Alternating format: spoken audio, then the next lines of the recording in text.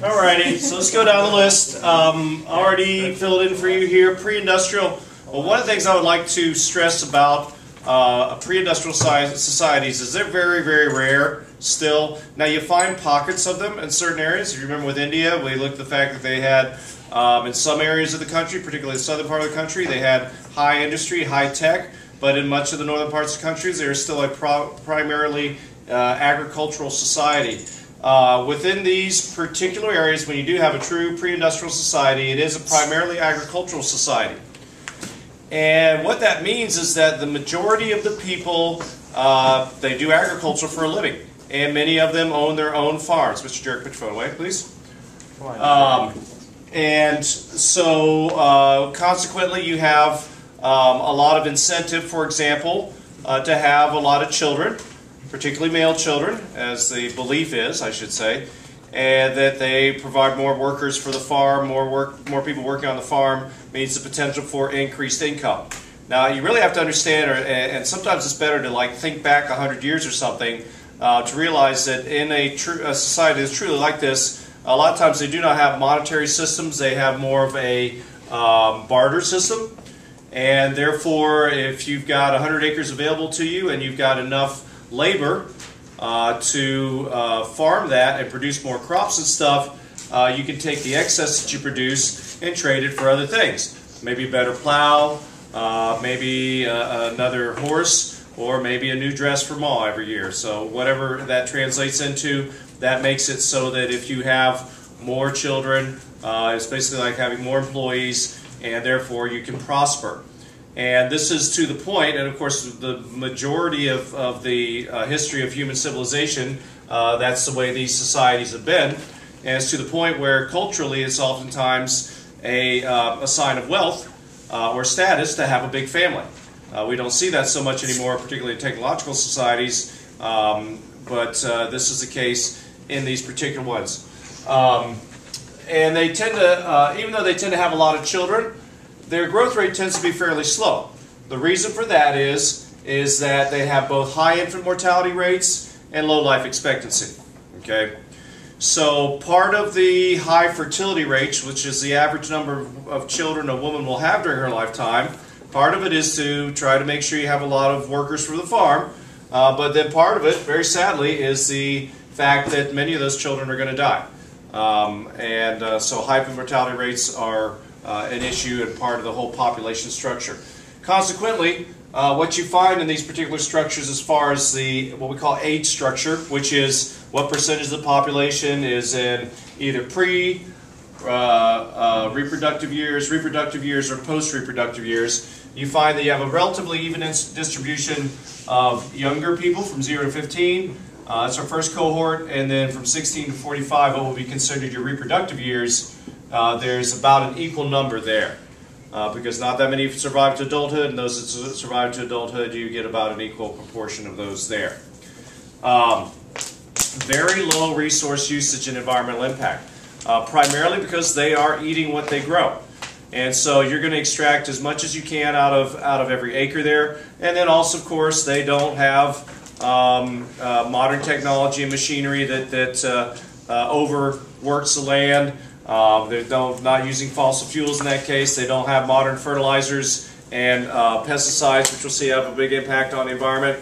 And so consequently, with both their types of agricultural techniques and the fact that they're not producing really excessive amounts like you see in industrial farming, the resource use and everything is very low in these particular societies.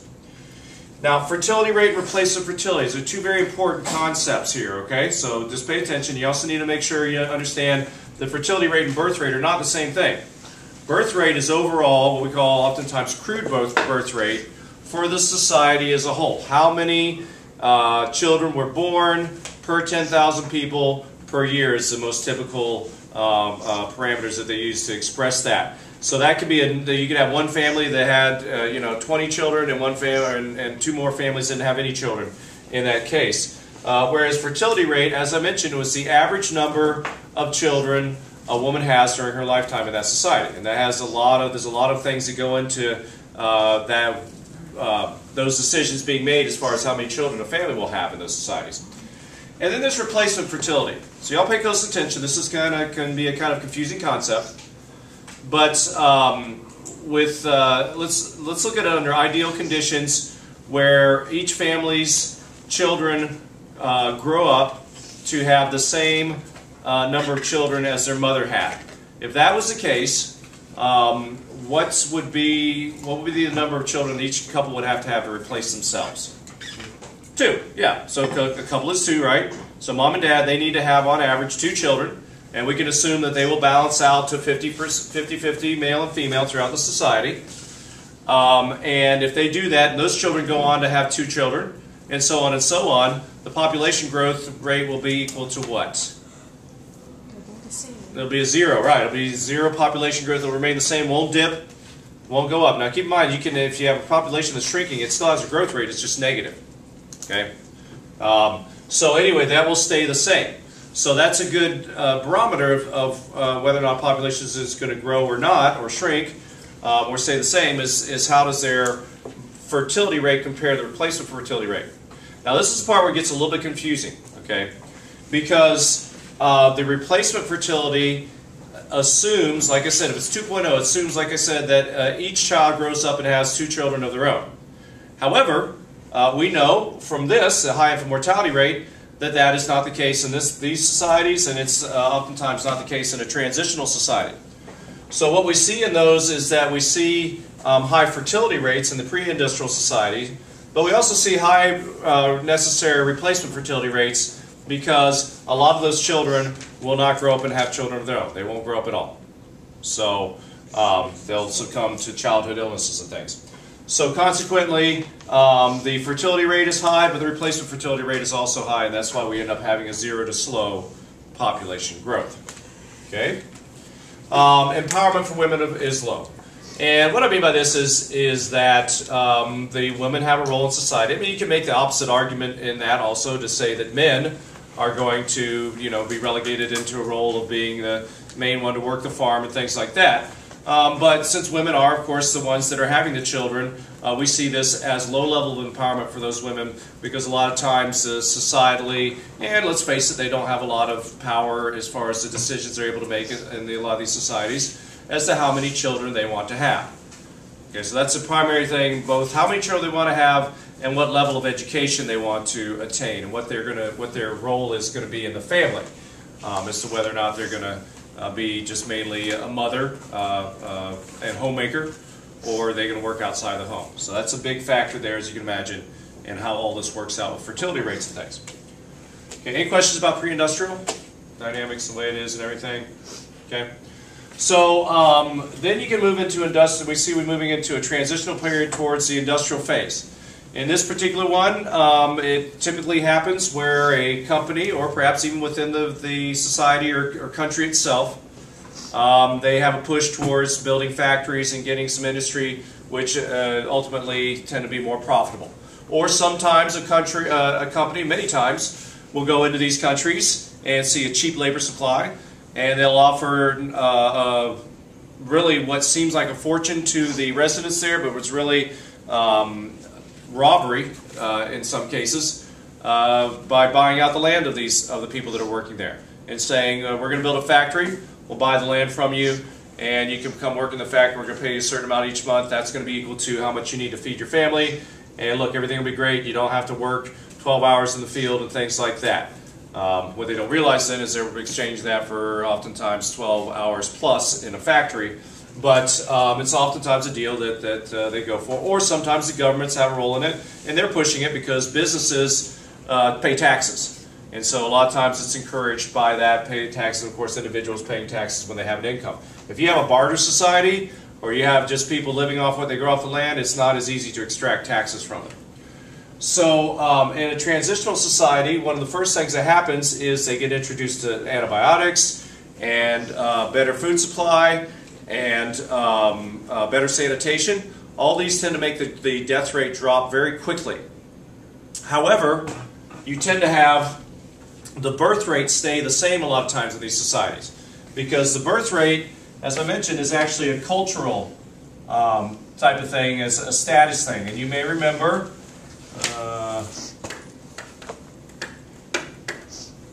You may remember the video we watched with the family in India, and the mother did not want to have any more children, and the husband wanted her to have at least another boy. And boys, there's a definite boy preference in these societies. And the social worker was trying to convince her, that she had her convinced. She was trying to convince her husband and her mother-in-law. The mother-in-law was there saying, "You must have more children. You must have another boy." So a lot of times when you get this kind of generational influence, where the parents are saying this is the way it needs to be, and they're not up to what's going on actually in modern society, then it's hard to change those particular values. And there's also something called population momentum, which we'll talk about in a minute. But so the birth rate or the death rate drops off, but the birth rate remains the same. And the population change, of course, is birth rate minus death rate. So you still have a lot of babies, but much fewer of them are dying. Then you're going to have a rapid population. Now, not really at once, of course. You're going to have a lot of children born during that time period and surviving. So the population numbers are going to go up somewhat. But you really see this rapid increase in population when those children that are born in that time period become in their adults in their reproductive years. And by the way, that's 16 to 45 is along the lines of what we see in much of the societies around the world. You might be thinking 16, who gets married and has children at 16? A lot of them do in many of these in many societies like this. So we see there then when that group that had a much reduced death rate of their children of 0 to 15, their ages move into the reproductive years of 16 to 45, then they start having children. And if they haven't changed culturally to the point where they start, they only have a few children or they're near their replacement fertility rate, they have one much greater than that, along the lines of what their parents had, then as you can see, it's going to be pretty much exponential growth at that point. Because you got the big group that go into there, and that big group is going to have a lot of children of their own, so you're going to see large population increases. And it's going to be over a number of years. So even if they recognize at a point that, hey, we're having too many children, we're stretching our resources, they've already had the children, okay? And then those children are going to go into their reproductive years, and they too will probably have children. They may get the point some and have a few less, but the fact is you still have this big chunk of people having children of their own, and it's going to take a while for that group, that big group, to move out of their reproductive years before you start seeing the population growth slow. That's something called population momentum. Okay, so you'll see that in your vocab list, and that's just I'm trying to describe. They talked about that. They very briefly referenced that in the video we just watched. Okay, so what we see here is an age structure where you have most of the kids, the population is in the young 0 to 15 age group. And like I just described, we will see in the future, and typically population studies are done over 10 years. You will see in those coming 10 years and probably about another 10 years after that, very rapid population growth as these groups, these bigger groups that were not knocked back by high infant mortality rates, this was not as much of a factor anymore, they are going to start populating and having lots of children and putting a lot of strains on their society from there. So the infant mortality rate here is decreasing. And we also find life expectancy increasing. And that too is of course going to have some strains on the population as well as we go along. Okay?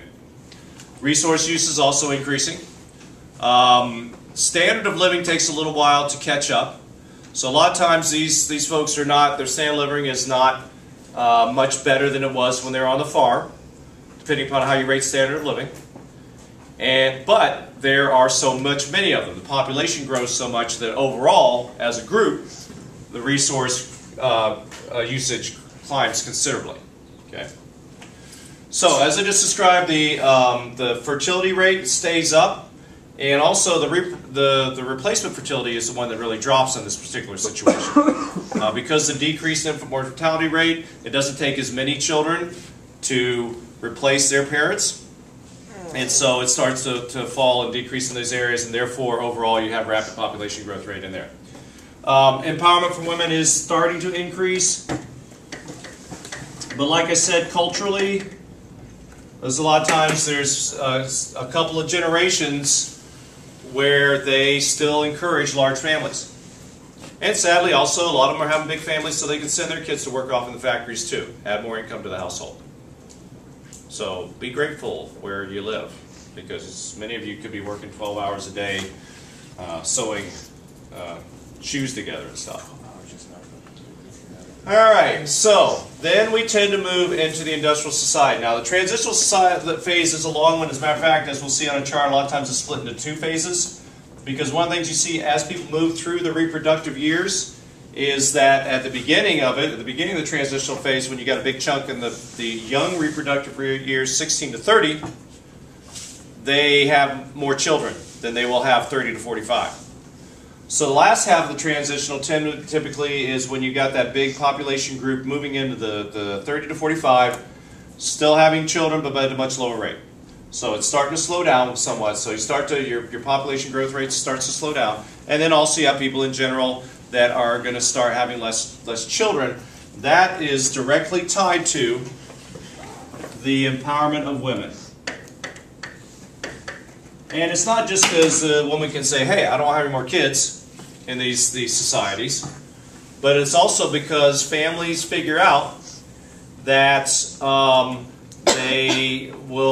more profitable to have both spouses working. You have a better standard of living with both spouses working and not as many children. So that's the biggest factor we see as a society continues to industrialize and become mostly industrial, and that most of the people there work at a job, and it doesn't have to be a factory, of course, we tend to associate that with, but just don't work on the farm. Work for somebody else. And so resource use, of course, in these areas is high, both from personal consumption as standard of living raises, and also the industry itself tends to consume a lot of resources. So that's what happens there. Replacement fertility is still low as it got back here and getting lower, but also fertility rates are also dropping down considerably. So this is where our population starts to lower, the population growth rate starts to lower. So when we get to this phase, replacement fertility rates are oftentimes around 2.1. And we're back over here, replacement fertility was around, depending upon, a lot of times tropical areas are worse because of more disease, +3. Okay, right? And here in the middle time, you may have a replacement fertility of around 2.5. Okay? So you can see replacement fertility drops as more children survive. And then finally we lead into a post-industrial society. In this kind of society, what do you guys think? Slow, fast, or negative? Negative. Negative, correct. So these societies actually have shrinking populations.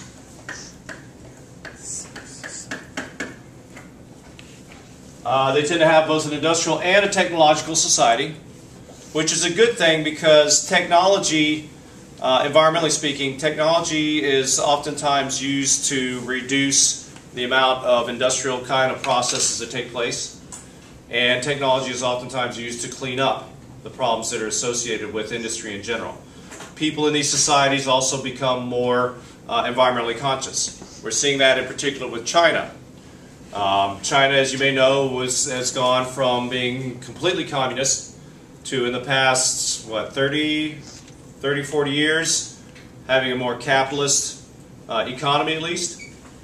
And then from there, they're starting to pick up the standard of living's picking up and the consumption's picking up. For a time there, those were picking up, but the environmental regulations were not. They were not making laws. And this is typical of a lot of societies. Some of your South American countries, we see this as well. As they're going through the transition, they're becoming more industrial, but they're not regulating as much. So they're not cleaning up their pollution as much. They're not, being wary of leaks and other kinds of things like that, other kinds of environmental impact that come along with that. And you can't really blame them. The United States did the same thing. All these particular ones, you can look back 100 to 150 years in the United States, and we were all at this position. Everybody across the United States, well, for the most part.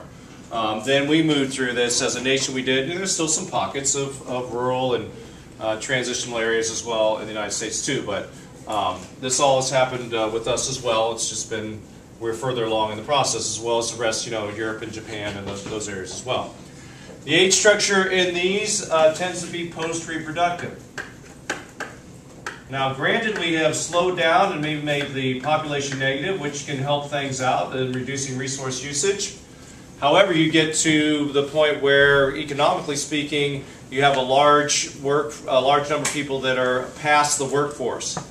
And a lot of times they need social services to take care of them, help take care of them. And they don't have the input from workers in the economic section to help that out. And they end up having, basically being in recession a lot of times, like Japan has been in for a long time. Japan had one of the most thriving economies in the world all the way up through the 90s. And then around the late part of the 1990s going on, they've been in a recession. And a large part of that is due to this whole demographic transition shift that they've seen there. Okay. And then the fertility rate to replacement fertility rate, now we have reached a point where our fertility rate is less than replacement fertility, which is still around 2.1. And therefore, you're not replacing the parents, and therefore the population has to shrink. Okay.